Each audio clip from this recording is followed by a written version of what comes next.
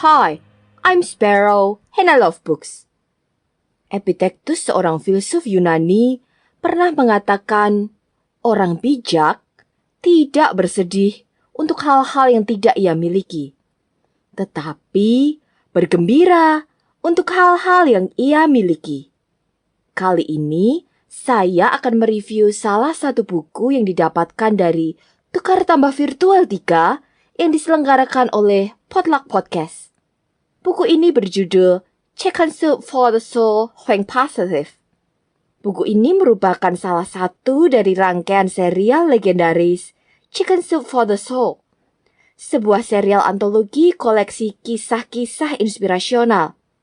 Serial ini dikompilasi dan diedit oleh duet motivator ternama Jack Canfield dan Mark Victor Hansen. Nama Chicken Soup for the Soul diambil dari kenangan indah tentang kehangatan sup ayam yang menenangkan tubuh ketika sakit.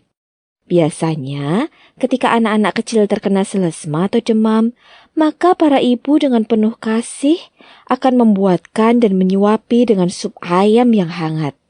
Terinspirasi dari manfaat sup ayam yang nyaman namun penuh gizi, Jack Canfield dan Mark Victor Hansen ingin kisah-kisah dalam buku mereka menghasilkan efek yang sama bagi jiwa para pembaca.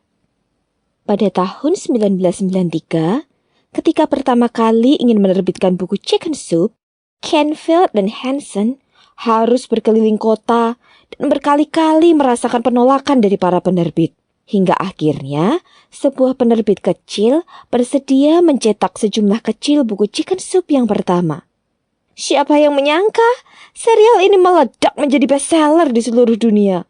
Terjual lebih dari 11 juta kopi, diterjemahkan dalam 43 bahasa, dijual di lebih dari 100 negara, dan sekarang dengan lebih dari 200 judul buku. Buku yang ada di tangan saya, Chicken Soup for the Soul Think Positive, merupakan sebuah koleksi 101 kisah inspiratif tentang mensyukuri karunia dan bersikap positif. Kisah-kisah di dalamnya ditulis oleh orang-orang biasa seperti Anda dan saya. Hidup mereka tidak jauh berbeda dari apa yang kita alami. Seperti kita, para penulis juga merasakan terlambat di pagi hari, bad mood, kehilangan pekerjaan, menjadi orang tua tunggal, berduka karena kehilangan orang terkasih, bahkan mengalami sakit penyakit kritis seperti HIV, kanker, hemofilia, Alzheimer, bahkan penyakit-penyakit langka yang sulit diucapkan namanya. Mereka bukan superhero yang punya kekuatan super untuk memecahkan masalah. Pengalaman hidup mereka juga bukan anekdot spektakuler yang dramatis kayak film Hollywood. Namun, justru lewat hal-hal sederhana yang nyata. Lewat sapaan lembut seorang sahabat, kebaikan hati orang asing yang kebetulan lewat, atau sekadar kata-kata mutiara yang terpampang di etalase. Mereka menemukan inspirasi kekuatan yang mendorong mereka menghadapi badai hidup. Mungkin terbersit di pikiranmu, kenapa sih manusia kok suka diinspirasi dari kisah hidup orang lain? Inspirasi, menurut para psikolog, adalah salah satu fitur yang membedakan manusia dari makhluk hidup lain. Inspirasi mampu membentuk perspektif dan mengubah cara pandang manusia. Dari yang tadinya apatis, menjadi bersemangat akan berbagai peluang. Dari yang tadinya suram, menjadi terbuka terang. Inspirasi mampu mengubah pribadi yang tadinya tergantung pada kondisi luar, cenderung menyalahkan dunia dan orang lain, serta mudah terganggu, menjadi pribadi yang termotivasi dari dalam tanpa terganggu suasana di luar dirinya.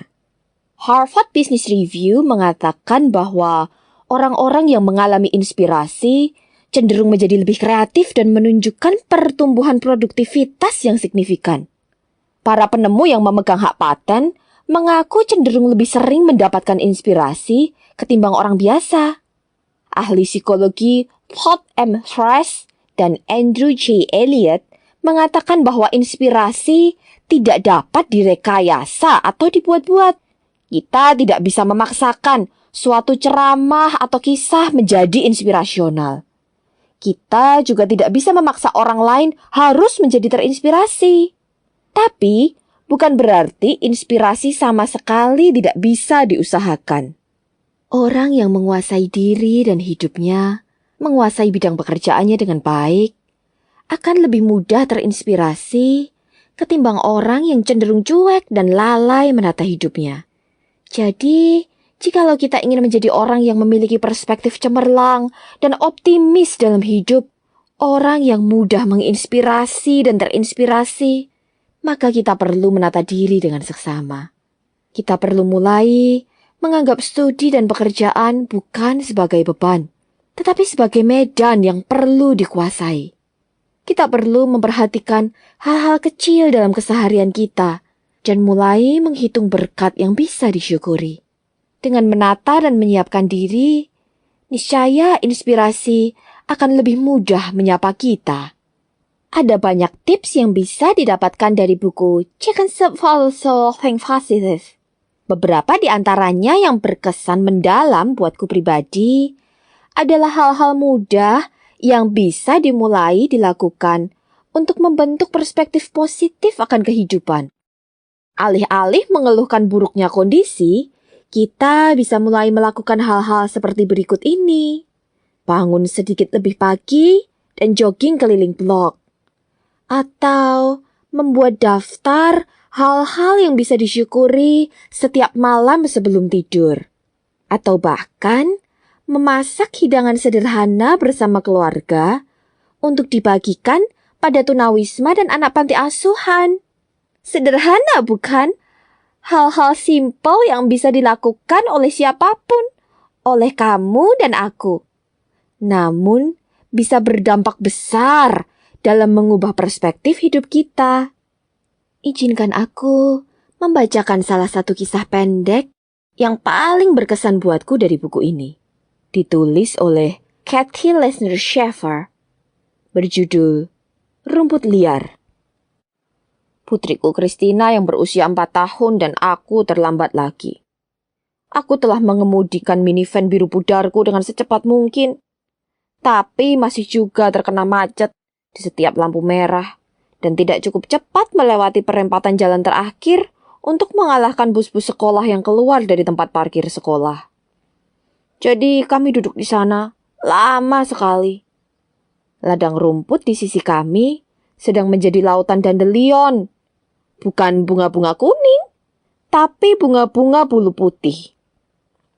Aku berkata, "Oh, Christina, kasihan kebun itu semuanya rumput liar."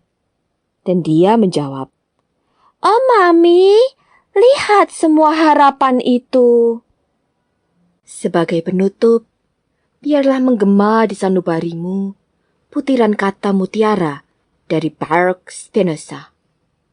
Tidak ada harapan yang tidak bercampur dengan rasa takut, dan tidak ada rasa takut yang tidak bercampur dengan harapan.